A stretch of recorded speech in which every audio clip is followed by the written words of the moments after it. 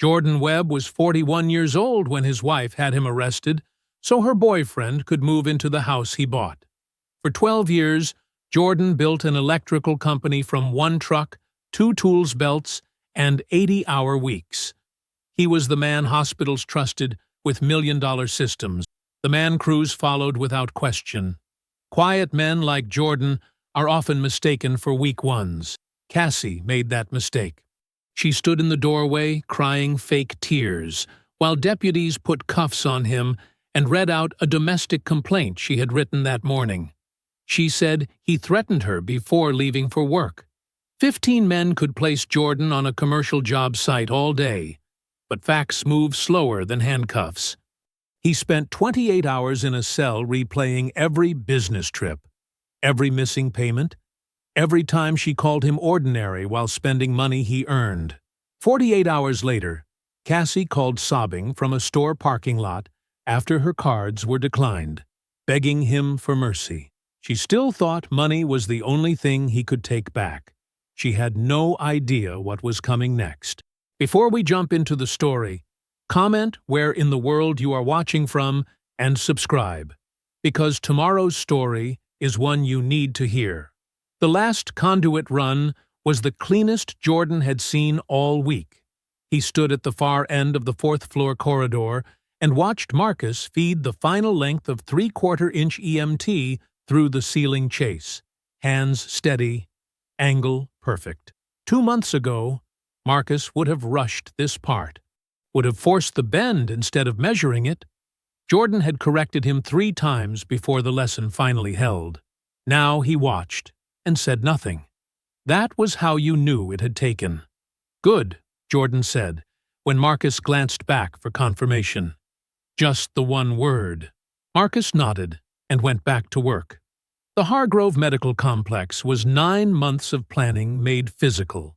42,000 square feet of future exam rooms, imaging suites, and surgical prep bays, all of it waiting on the nervous system that Jordan's crew was threading through its walls. Webb and Osei Electric had beaten out 2 larger firms for this contract. Jordan still kept the signed proposal in his truck's center console. Not out of pride, exactly.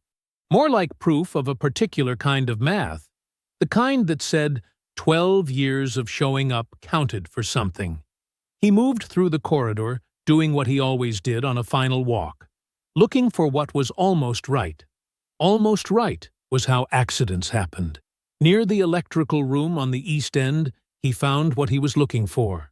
Devon, one of the newer hires, had spliced 2 conductors inside a pull box using a method that was fast and common, and technically against code. The connection would probably hold. Probably was not a word Jordan allowed in his buildings. He crouched beside Devon without a word, studied the splice for a moment, then looked up. "This medical equipment," Jordan said, his voice level. "When it's live and a surgeon is mid-procedure, what do you want that connection doing?" Devon's jaw tightened. "Holding." "Right. Show me you believe that." Devon pulled the splice and started over. Jordan stood, patted him once on the shoulder, and kept moving.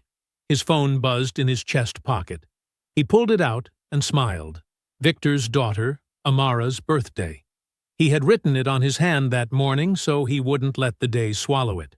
He stepped out of the corridor into the stairwell, where the noise dropped enough to make a call decent. "Happy birthday, Amara." He kept his voice warm. "You 12 or 13 now. I can never keep up."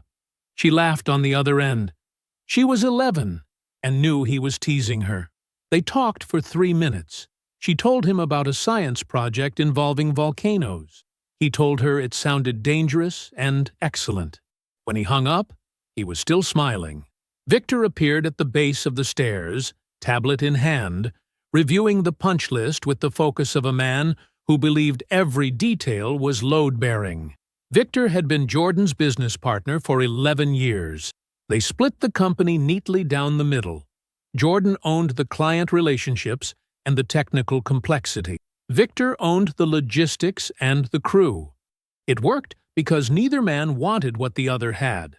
"We're about 4 hours out," Victor said without looking up. Commissioning team is confirmed for Thursday. Good. Jordan leaned against the railing. Devon know what he did wrong? He does now. Victor glanced up. He's not a bad tech. Just lazy about the parts nobody inspects. We inspect everything. Victor smiled. That's why Devon knows what he did wrong. The drive home took 40 minutes on a good night. Jordan gave it 45, taking the long route down Meridian without quite deciding to. The windows were down. The air was warm and thick with the smell of cut grass and summer asphalt, and he let the truck settle into an easy speed. He thought about Cassie. He had been doing that more lately. Not the easy kind of thinking, where you run through the weekend plans or replay a good conversation. The other kind. The kind with small weights attached. She had stopped asking about his day somewhere around February. He had noticed and said nothing, told himself she was deep in a demanding quarter. Real estate moved in cycles, and she rode them hard. He respected that about her, always had. But there was the perfume, light and unfamiliar on her jacket by the front door, 2 Tuesdays in a row. Something with cedar in it. He didn't know the name of it. It wasn't hers. He had told himself department store samples were everywhere. Clients wore strong scents. She hugged people all day long. That was the business. And the Charlotte conferences. March and again in May.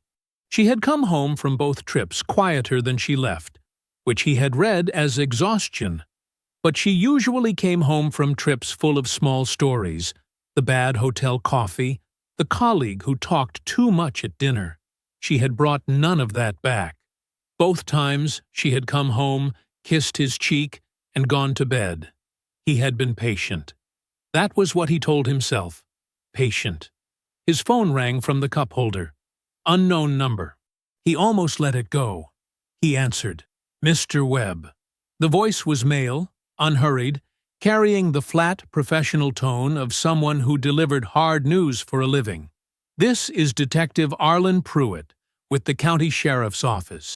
We've received a domestic disturbance report at your residence.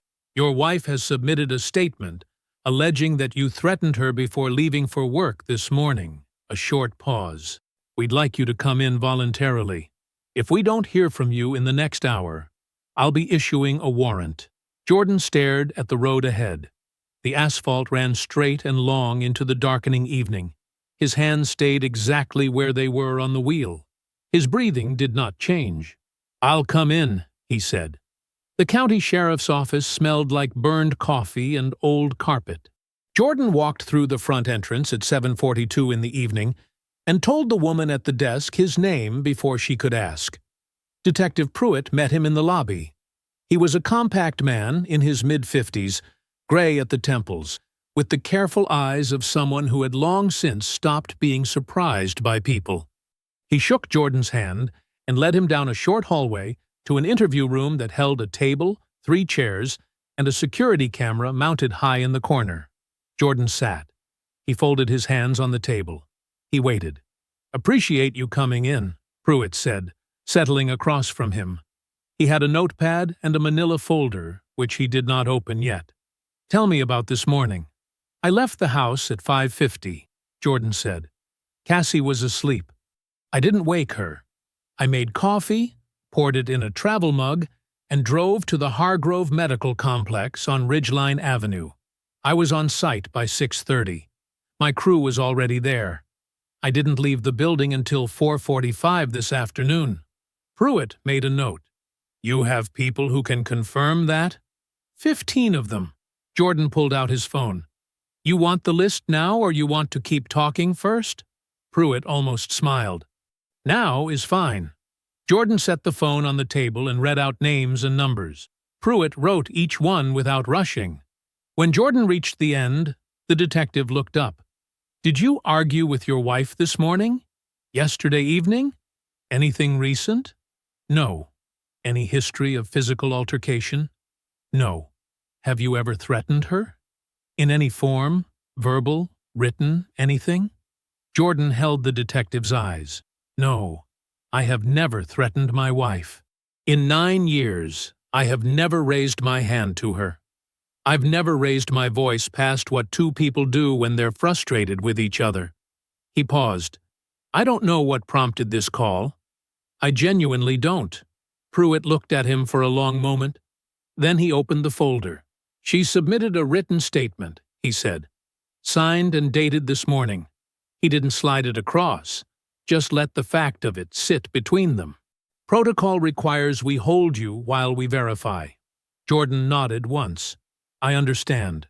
The holding cell had a concrete bench, a steel toilet, and a light in the ceiling that never changed. Jordan sat on the bench with his back against the wall and his feet flat on the floor. He did not pace. He did not demand to speak to anyone.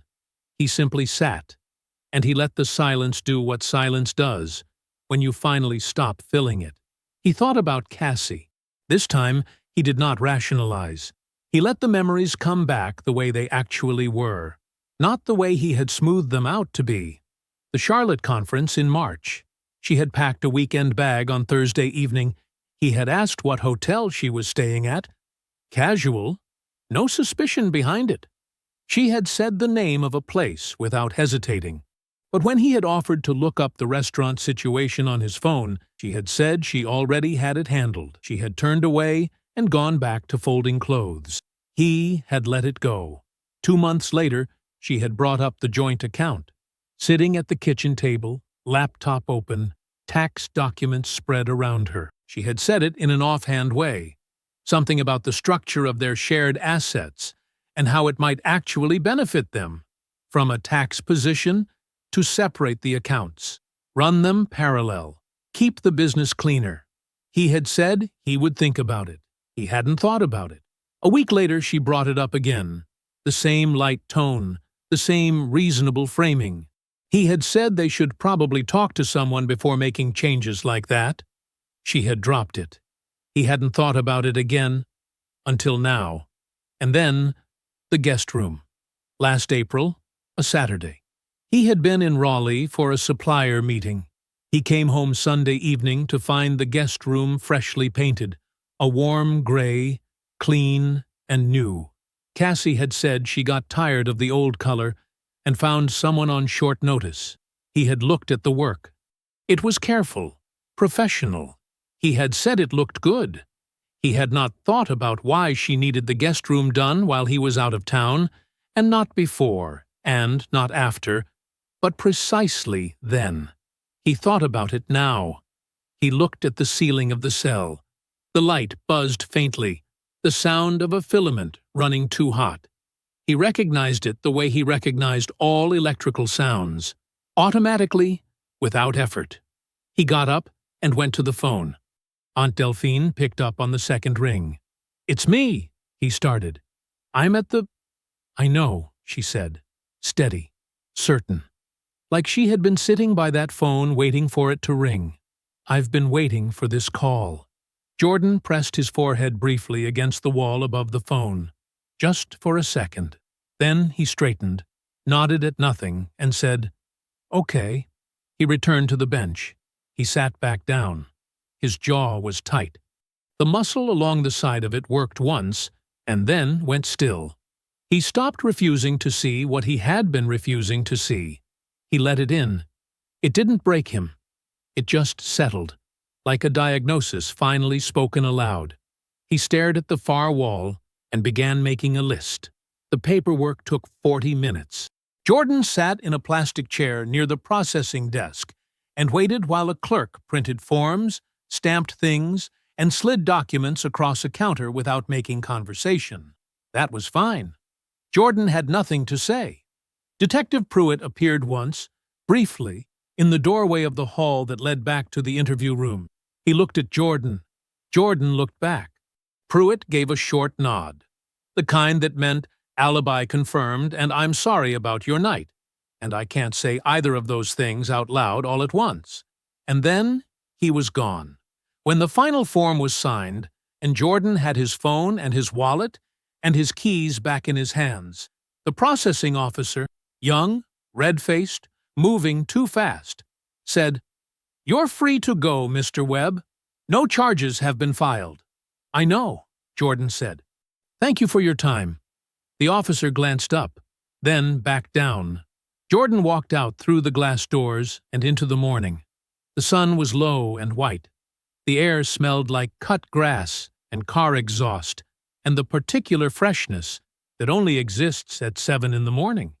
Jordan stood on the sidewalk for a moment, not moving. He breathed in. He breathed out. Then he opened his phone and requested a rideshare. When the driver asked where he was headed, Jordan gave Aunt Delphine's address. Not his own. Delphine's house was a cream-colored craftsman on a quiet street lined with oak trees. She had lived there for 22 years. The front porch had 2 chairs on it that never moved, and the door opened before Jordan could knock. She looked at him the way only someone who has been waiting through a long night can look at a person. No drama in it. No performance. Just taking inventory. Checking that he was upright, that his eyes were clear, that the thing inside him that made him him was still intact. Apparently it was, because she stepped aside and led him to the kitchen. The coffee was already made. 2 cups on the table. She had known. Jordan sat down and wrapped both hands around the mug. He didn't drink yet. He just held it. Delphine sat across from him, folded her hands, and told him what she had seen. Twice, she said. 2 separate occasions over the past year. A restaurant called Beaumont's, 4 blocks from her church. The kind of place with cloth napkins and a lunch crowd of business people who thought a $40 entree meant something about them. The first time, she had been leaving with a friend and seen Cassie at a table near the window. A man across from her. Delphine had not thought much of it. Cassie worked in real estate. Lunches were part of the job. The second time was different. She had been inside, seen them before they saw her. Cassie's hand was resting on the man's wrist, not reaching for something. Resting. Easy and familiar, the way you only touch someone you have already decided belongs to you. She described the man the way she described all men who were more performance than substance. Expensive suit. Soft in the middle. Laughing too loud. She paused. The kind of man who needs everyone in the room to think he's doing well. Jordan looked at her. "What's his name?" "Prentice Holt. He's a mortgage broker. I asked around after the second time." She said it without apology. She had been carrying this, and she had chosen when to put it down. "How long ago was the second time?" 7 months. Jordan nodded. "Did she see you?" "No." He picked up his coffee and drank, set it down, looked at the table for a moment. Then he reached for his phone.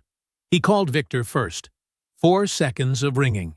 "Pull everything on the business accounts," Jordan said when Victor picked up. "Every statement you can access. And drive past the house. Tell me what you see." Victor didn't ask why. "On it," he said, and hung up.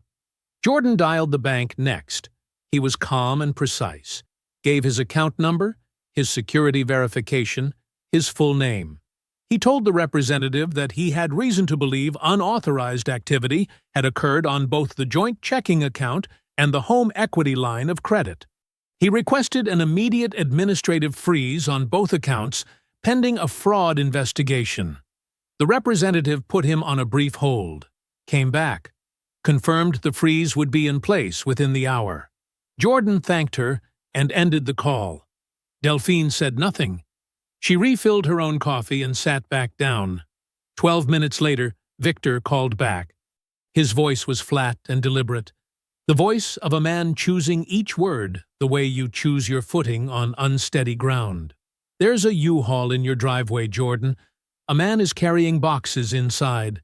Cassie's on the porch. She's telling him where to put things." Jordan was quiet for 1 second. "Keep watching." He set the phone on the table.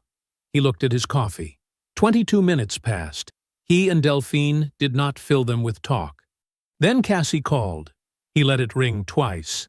Then he answered and said nothing. He just waited. Her voice came through already fraying at the edges, not the composed, image-managed voice she wore in public, but something rawer beneath it. She had tried her card at a home goods store. Declined. She had pulled up the joint account on her phone. Frozen. She had called the bank, and they had given her nothing but a reference number and a department name. Jordan. The second syllable of his name cracked slightly. Please, whatever you're doing, stop. I need you to unfreeze the accounts. I just need… Jordan, please. He let the silence sit for 5 full seconds. Not from cruelty, from precision. Then, quietly, the voice of a man who had already decided everything. Get a lawyer, Cassie. He ended the call. Delphine reached across the table and refilled his coffee without a word. Jordan set his phone down. He stared at the middle of the table for a moment, not at anything specific. When he spoke, it was almost to himself. She thought the hard part was getting me out of the house. He looked up at his aunt. She hasn't seen the hard part yet. Jordan slept. That was the thing that would have surprised Cassie most, if she had known. No pacing. No staring at the ceiling. He was asleep before 10, in the small guest room at the back of Delphine's house, in a bed with a quilt that smelled like cedar and fabric softener. He slept the way a man sleeps when he has made his decisions and has nothing left to argue with himself about. He was up at 6. Delphine was already in the kitchen. Eggs on the stove, toast in the rack, the radio on low. Some morning program she never watched, but always had playing for the company of it. She put a plate in front of him and sat down with her own coffee. They ate without rushing. Outside, the oak trees were still, and the light was coming in at a low angle that made everything look clean. When Jordan finished, he carried his plate to the sink, rinsed it, and set it in the rack. Then he picked up his phone and called Nadia Osi. She answered on the second ring. Jordan, I need a full forensic review, he said. Joint checking, joint savings, the home equity line, my personal accounts, any account that falls under the marital estate that she had access to. He paused. I need to know everything. There was a brief silence on her end, not hesitation, just the sound of someone shifting into a different mode. Send me everything you can access digitally, she said. Encrypt it. I'll send you the file link. Give me what you have and I'll tell you what it means. No questions, no commentary. Just the next step. Thank you, Nadia. Don't thank me yet, she said. Send the files. He spent the next 2 hours at Delphine's kitchen table with his laptop open. Joint checking. He downloaded 32 months of statements. Joint savings, 16 months. The home equity line of credit. He had to call the bank's digital access line to unlock the full history. But he had the credentials and the patience. And 20 minutes later, he had everything. He zipped the folder, dropped it into the encrypted link Nadia had sent, and hit upload. Then he drove to Victor's office. Webb and Osei operated out of a converted bay in an industrial park on the east side. Modest from the outside, organized on the inside. Pegboard walls with tools in their correct places. A whiteboard with the crew schedule mapped out in Victor's block handwriting. A folding table near the back that served as the unofficial accounting station. Victor was waiting for him. He had the business statements spread across the table before Jordan even sat down. Bank records, payroll summaries, vendor invoices, the company credit account. 3 years of documentation laid out with the kind of thoroughness that only came from someone who was angry and needed somewhere to put it. They went through it together. Methodically. Line by line. The business was clean. Cassie's name appeared nowhere. She had no access, no joint authorization, no digital credentials attached to any Webb and Osei account. Whatever she had done, she had not touched this. The company Jordan had spent 12 years building was intact. Victor leaned back in his chair when they finished, and let out a slow breath.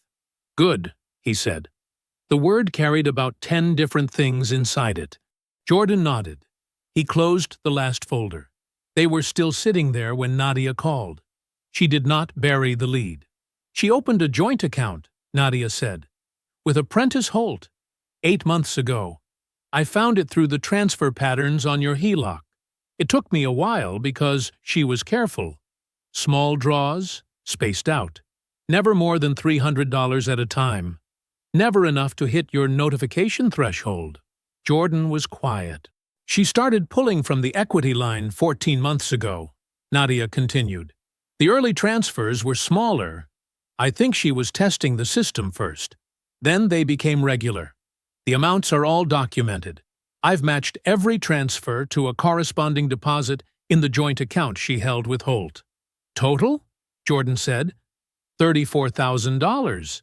Victor went very still across the table. 14 months, Nadia said. This wasn't impulsive, Jordan. She had a system.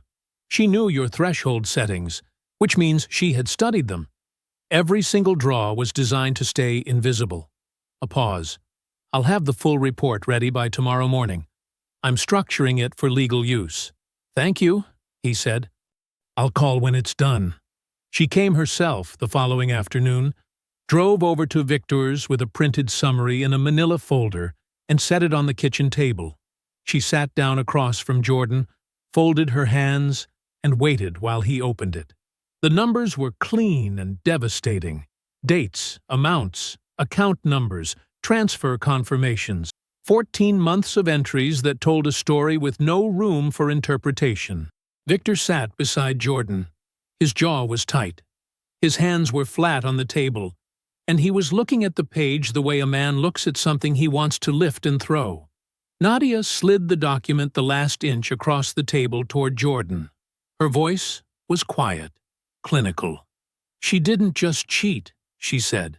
She was building a parallel life, using your money to build it.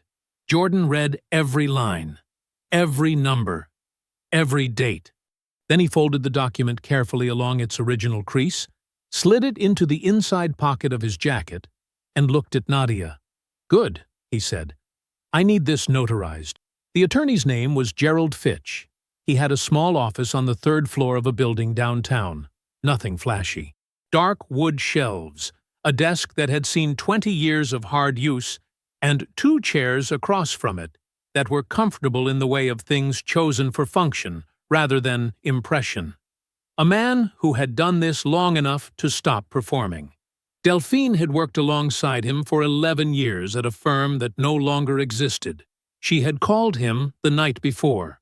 Jordan did not know what she said, but when he arrived at 9 in the morning, Gerald Fitch was already at his desk with a yellow legal pad and a full cup of coffee, and he stood when Jordan walked in. Jordan set the manila folder on the desk and sat down. Fitch spent 12 minutes reading. He did not rush, and he did not speak. He turned pages carefully, made 2 small notes on his legal pad, and read certain sections twice. When he finished, he closed the folder and looked at Jordan with the level expression of a man who has seen a great deal and is not easily rattled. Your name is primary on the deed, Fitch said. She is listed as secondary. That matters. He tapped the folder. Every draw on the equity line is tied to the property. Every transfer your accountant documented is traceable and dated. Under marital property law, what she did qualifies as financial misconduct. We can argue it as marital waste, that she deliberately diverted shared equity for her own benefit and the benefit of a third party. He paused. $34,000 over 14 months isn't a lapse in judgment. It's a pattern. Courts respond to patterns. Jordan nodded once. The divorce filing will move to protect the business first. Fitch continued. Webb and O.C. is structured as a partnership. Her claim there is limited, but we want that wall built clean and early. From there, we document the unauthorized transfers and position them as an offset against her share of the marital estate. He set down his pen. In practical terms, that means she walks away with significantly less than she planned. Possibly nothing from the house at all, once the offset is calculated. What about the arrest? Jordan said. Fitch's expression shifted just slightly. Not a smile. Something more contained. She filed a written statement alleging you made threats, he said. You were on a job site with 15 people. The alibi is not just solid. It is perfect. She will not be able to explain that statement in a deposition without causing herself serious damage. He folded his hands on the desk. A false police report is grounds for a civil claim. Defamation. Malicious prosecution. We file that separately, run it alongside the divorce proceedings, and let her attorney explain to her what defending both cases simultaneously is going to cost. You called it a gift, Jordan said. I did. I call it leverage. Fitch looked at him for a moment. Then he picked up his pen and wrote something on his pad. Either way, he said, she handed it to you. They spent another 40 minutes going through the structure. Jordan asked precise questions and listened to the full answers before asking the next one. He left with a clear picture of the road ahead. Not a guarantee, but a map, a direction. That was enough. Delphine was waiting at her kitchen table when he got back that afternoon. She had her phone in front of her and her reading glasses pushed up into her hair, the position she settled into when she had been working. There was a notepad next to her elbow with 3 lines of handwriting on it, and she tapped it once when Jordan sat down. You remember I mentioned a woman named Sandra, Delphine said. Works in Cassie's realty office. We've been in the same church auxiliary for going on 9 years. I remember, Jordan said. Sandra never liked Prentice Holt.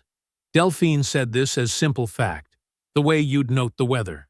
He came around the office twice last year. She thought he was loud, and she thought he was hollow, and she said so to the people she trusted. She slid the notepad toward Jordan. I called her this morning. He looked at the notes.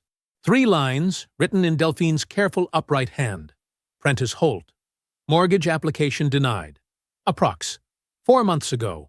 Property on Whitmore Len. Credit disqualified.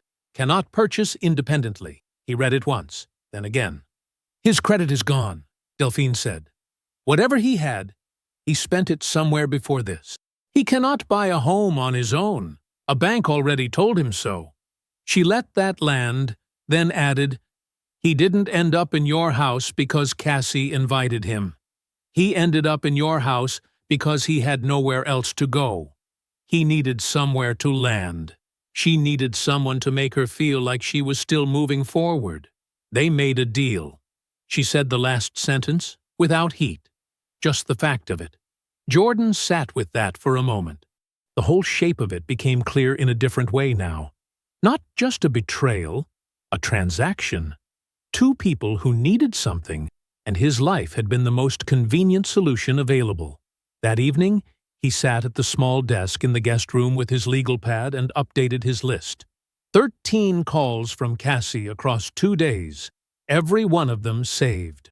He opened his voicemail and played the most recent one. Left that afternoon, while he was in with Fitch. Her voice had changed. The fractures he'd heard 2 days ago were gone, patched over with something harder. Jordan, I don't know what you're planning, but you need to understand that this house is mine too, and I have rights. He played it again, all the way through. Then he saved it, set his phone face down on the desk, and picked up his pen. The rental unit was small and clean. 1 bedroom, a kitchen that got good morning light, and a bathroom with a window that looked out over a narrow strip of yard. Victor's cousin had asked no questions when Jordan paid the first month in cash. The bed was firm. The walls were quiet. Jordan had slept 6 hours. Solid. He was up before 6. He made coffee in a small pot he had picked up on the way over. One of the few things he had taken any time to buy. He set his legal pad on the kitchen table beside the mug, smoothed the page flat, and read through the list from top to bottom. He was not reading it to process. He was reading it to sequence. There is a difference. An electrician does not fix a fault by pulling wires at random. You map the circuit first. You find the source. You work in order. Jordan had built the map. Now he was ready to work. He called the bank at 8:15. He had already prepared what he needed to say, not scripted, just organized. He spoke with the Fraud Investigations Unit directly, identified himself as the primary account holder, and formally submitted Nadia's notarized forensic accounting summary as supporting documentation for the existing administrative freeze. He referenced the account numbers, the specific transfer dates, and the total amount diverted. $34,000. 14 months.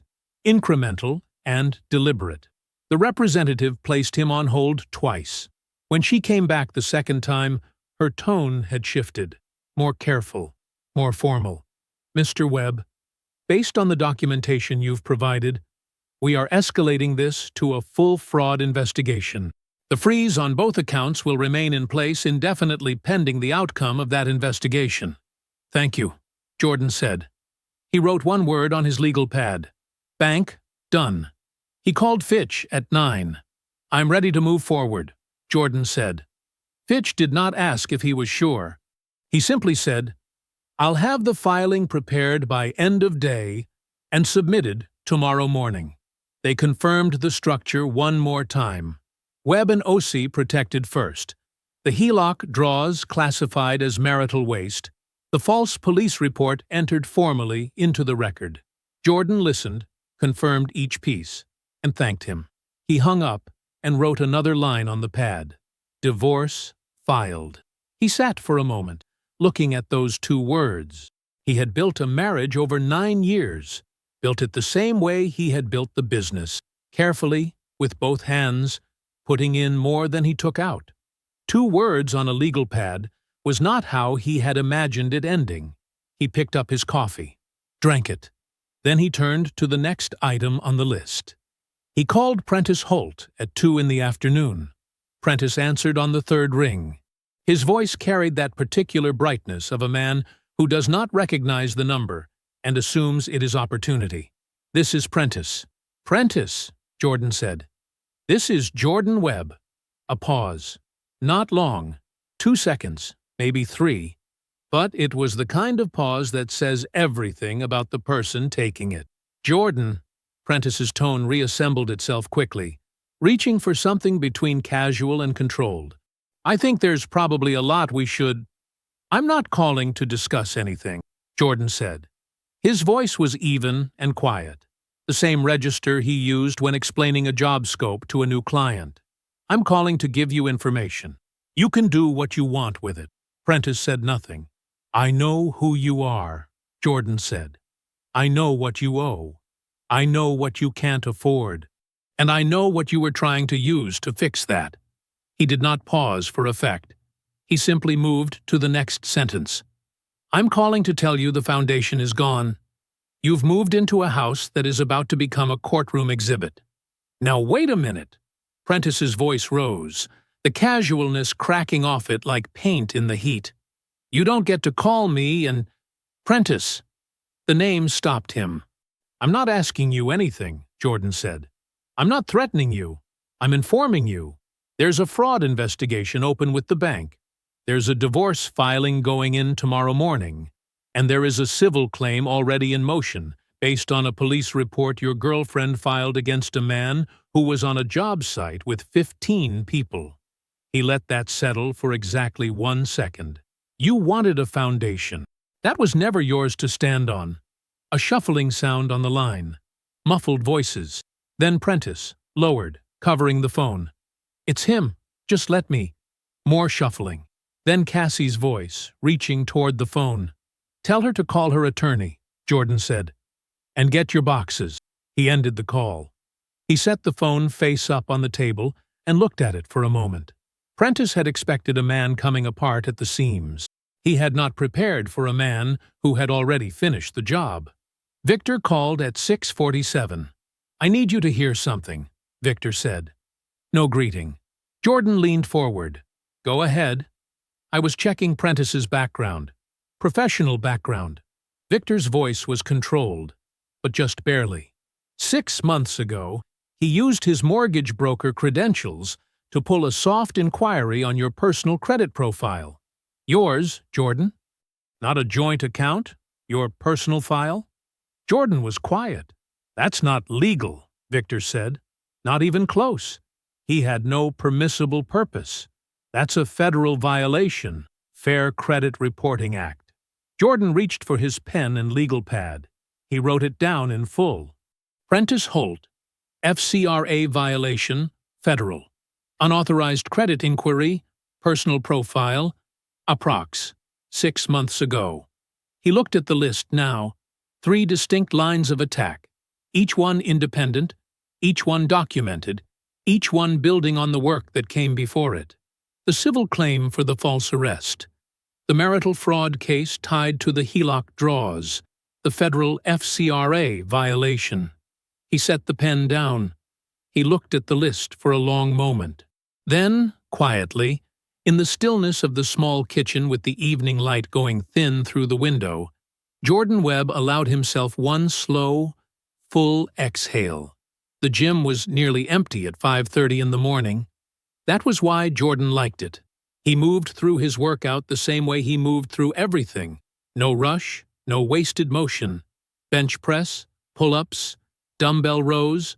He had been coming here every morning for the past 3 days, and each session felt less like exercise and more like maintenance, keeping the machine running, keeping the mind clear.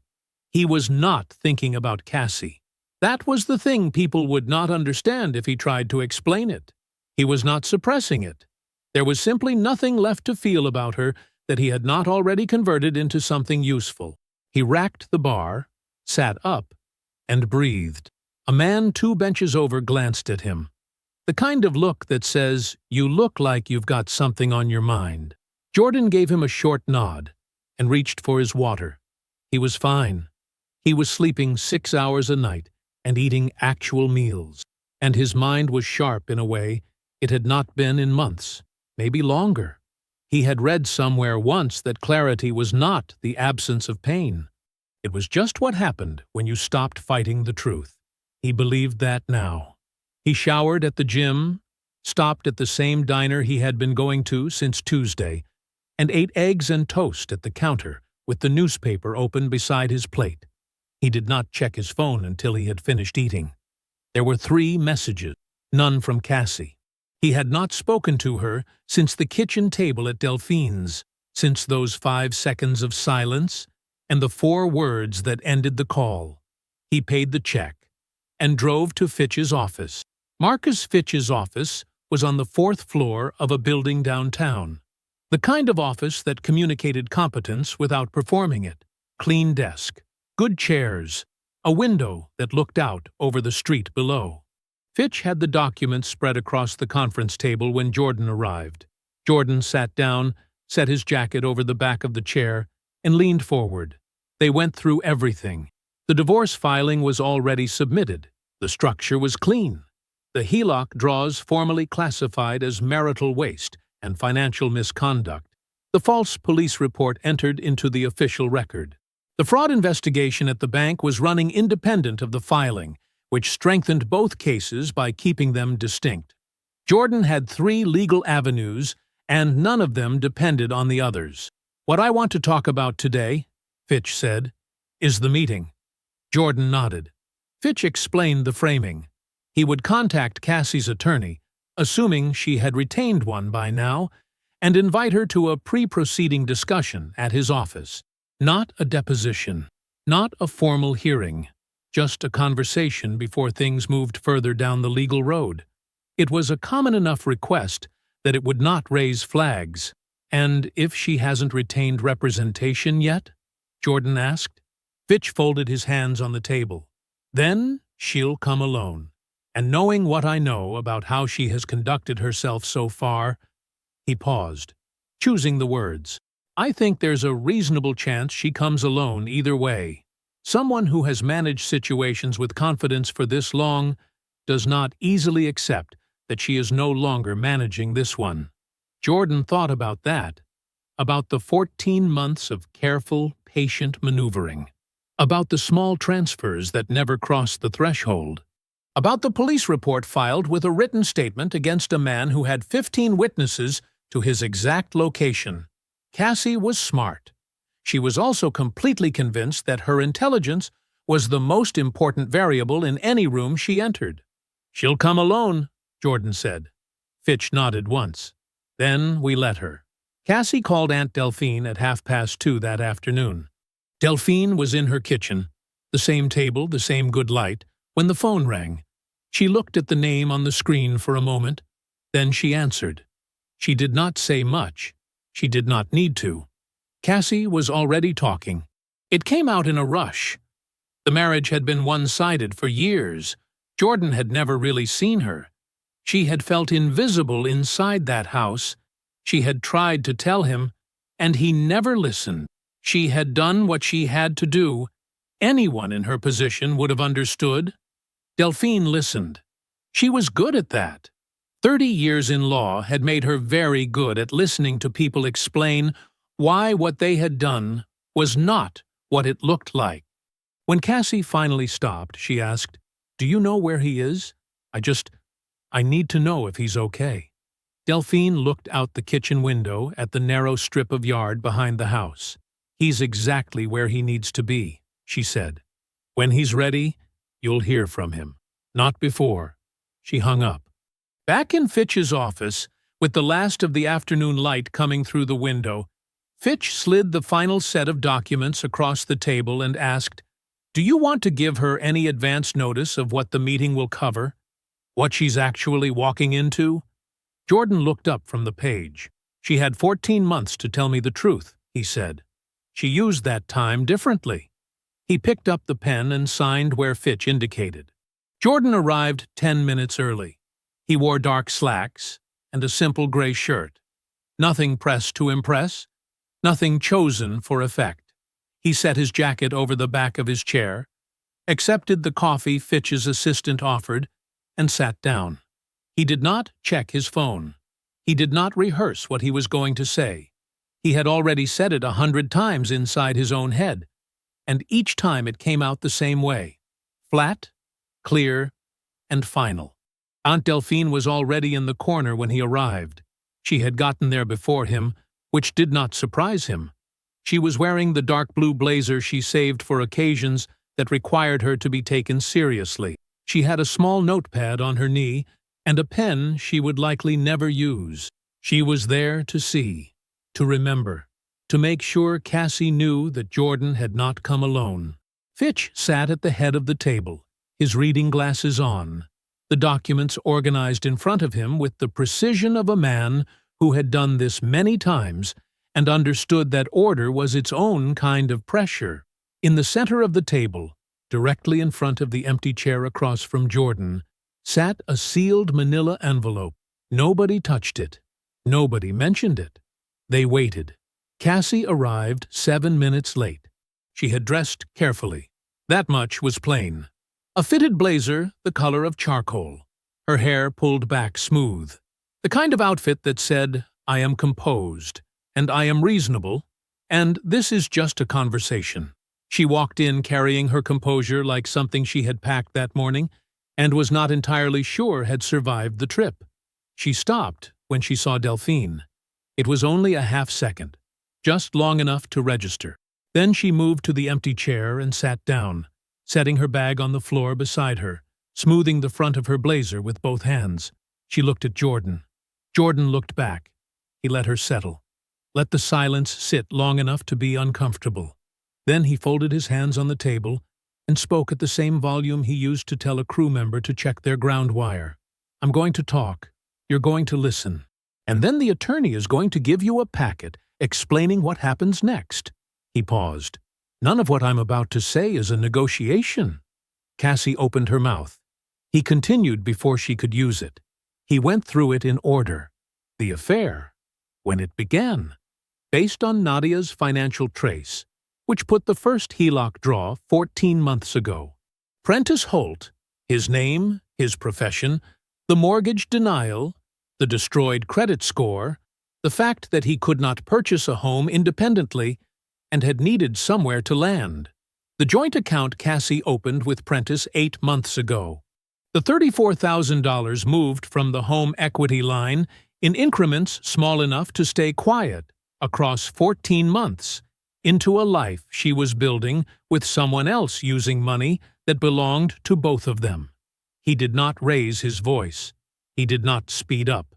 He laid each piece on the table the way he would lay out a wiring diagram, one line at a time, each one connected to the next. Then he got to the police report. You filed a written statement against a man who had 15 witnesses confirming his location all morning. He kept his eyes on her. The civil claim based on that filing has already been submitted. Something moved across Cassie's face. Not quite surprise. She had known this was possible. But hearing it named, out loud, in this room, made it real in a way it hadn't been before. And Prentice, Jordan continued, used his mortgage broker license to pull my personal credit profile 6 months ago, without my knowledge or consent. That is a federal violation. There is a separate complaint filed for that. Cassie shook her head. Small at first, then more firmly. That's... Jordan, that's not... She stopped, started again. I was going to tell you. He said nothing. I was going to tell you, she said again, as if repetition would give it weight. Things were bad between us for a long time. You know that. You have to know that. He waited. Her eyes went shiny. Her jaw tightened against it, but the tears came anyway. Too quick, down her left cheek. She pressed her lips together. And then, suddenly, the tears were gone, and something harder replaced them. You think you're so smart. Her voice came out low and sharp. You think you planned all of this, like you're the only person who gets to decide how this ends? Jordan did not lean forward. He did not move at all. He simply waited until her voice stopped bouncing off the walls, until the room was quiet again. And then he said, I think I'm accurate. There's a difference. He let that land. Then he explained what the financial outcome looked like. The unauthorized draws classified as marital waste, her share of the marital estate offset against the amount diverted. The civil claim running alongside it. The number she had been calculating, the exit she had built and furnished and planned, was not the number she was going to receive. It was possible, Fitch's filing made clear, that she would receive nothing from the house at all. Cassie turned her head and looked at Delphine. It was an instinct, a reach for something softer than what this room contained. Her eyes asked a question her mouth did not say. Delphine looked back at her and shook her head. Once, slowly, the way you close a door that is never going to open again. Jordan stood. He pushed his chair in. He picked up his jacket from the back of it. He looked at Cassie one last time, not with anger, not with satisfaction, just with the steady, clear eyes of a man who has finished a job. I'm not here because I'm angry, he said. I stopped being angry around day 2. I'm here because you made choices that required consequences. He pulled his jacket on, one arm, then the other. And I'm the one delivering them. He walked out. Cassie did not move. She sat with her hands in her lap and her eyes fixed on the sealed envelope in front of her. And the room was very quiet. And the only thing left of Jordan Webb was the empty chair across the table and the sound of the door settling shut behind him.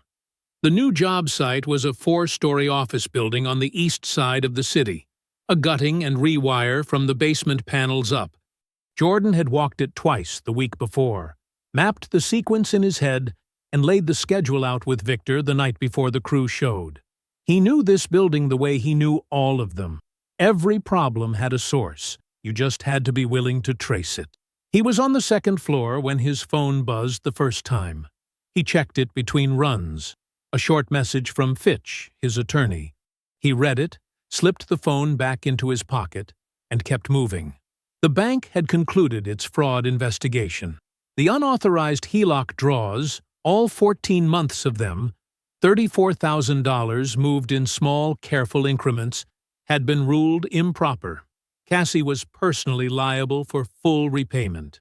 The freeze on the accounts would remain in place until the civil proceedings resolved or the debt was satisfied. Jordan read that message twice. Then he went back to work. The second message came around noon, while he was eating a sandwich in the cab of his truck with the windows down. Fitch again. Cassie's attorney had reached out requesting a conversation about restructuring the divorce settlement terms. Jordan called Fitch back.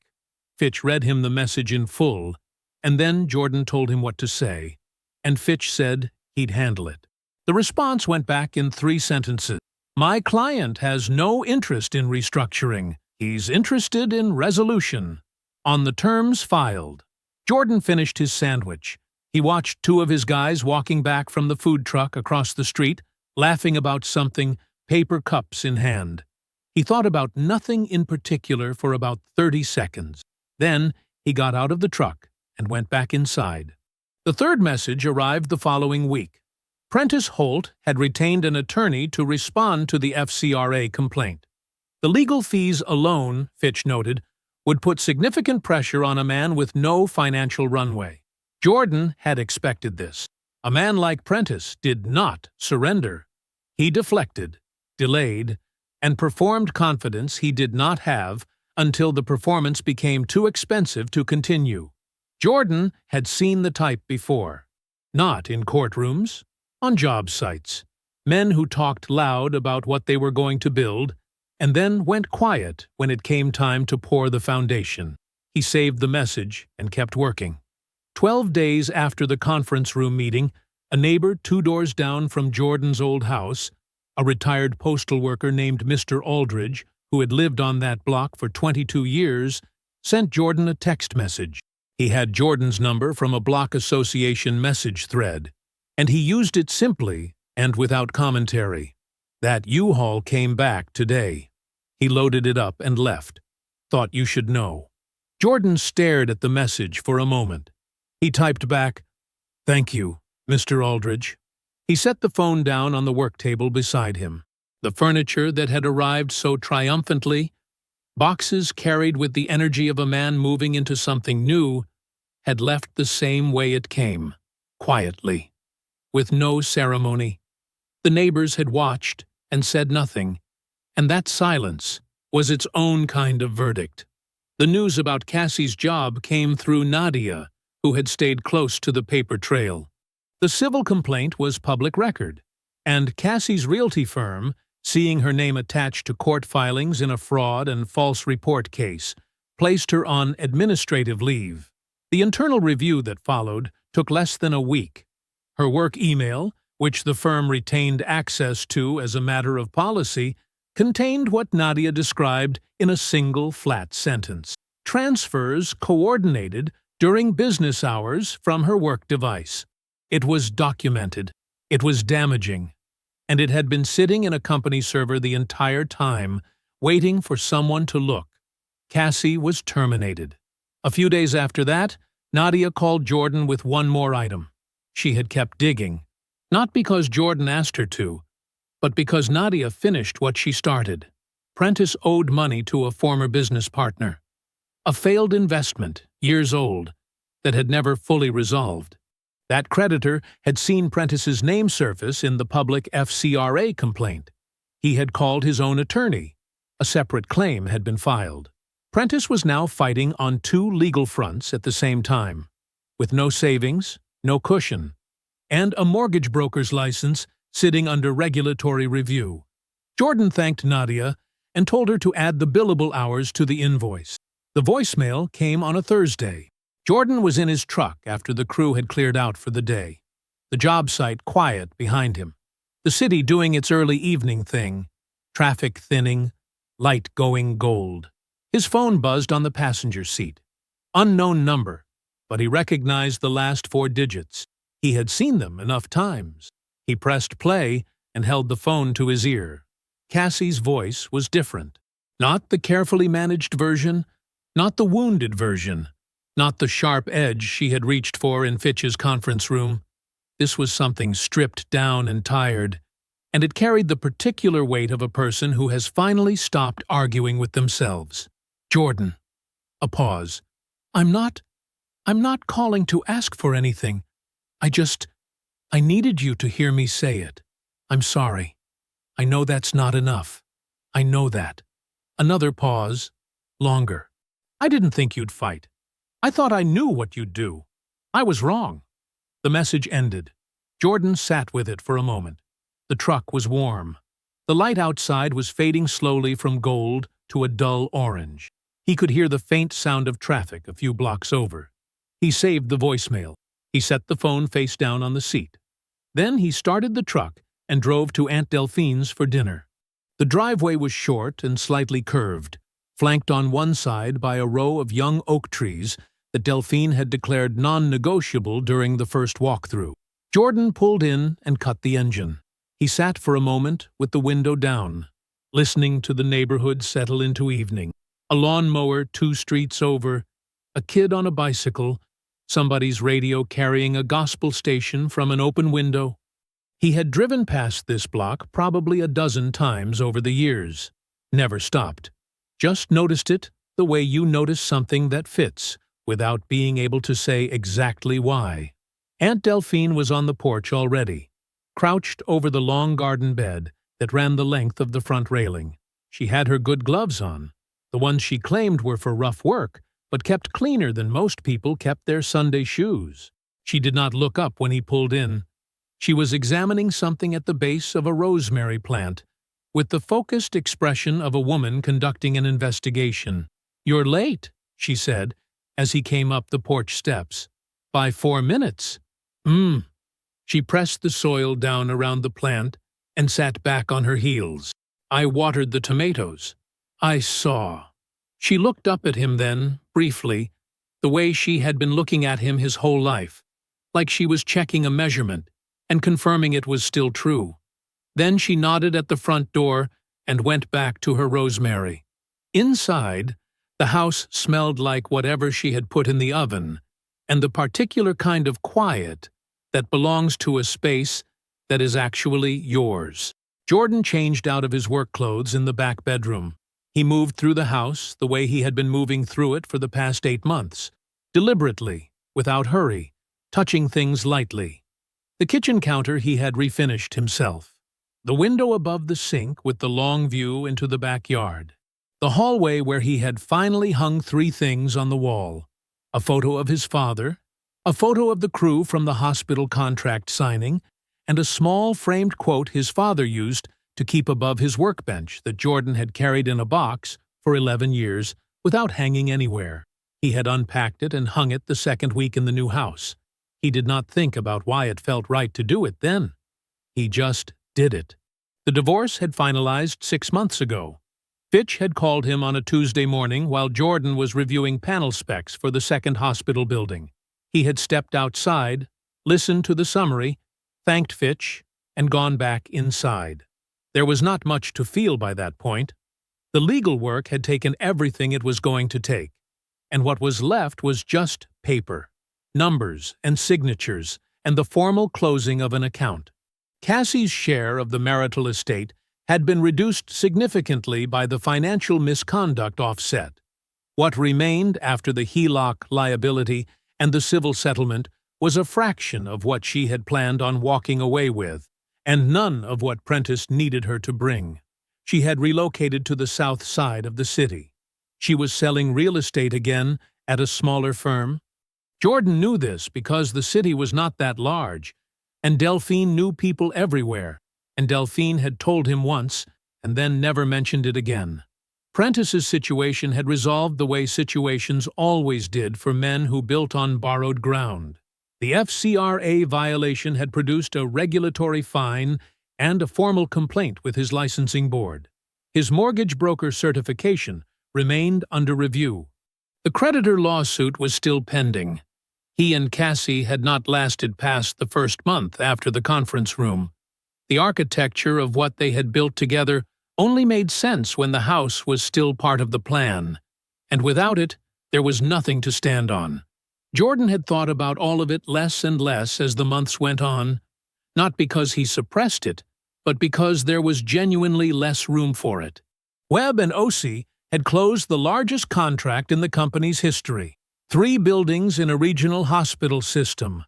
A 2-year electrical infrastructure project that had required Jordan to hire 2 new master electricians and a project manager, and push the company to 19 people. He and Victor had lunch every Thursday.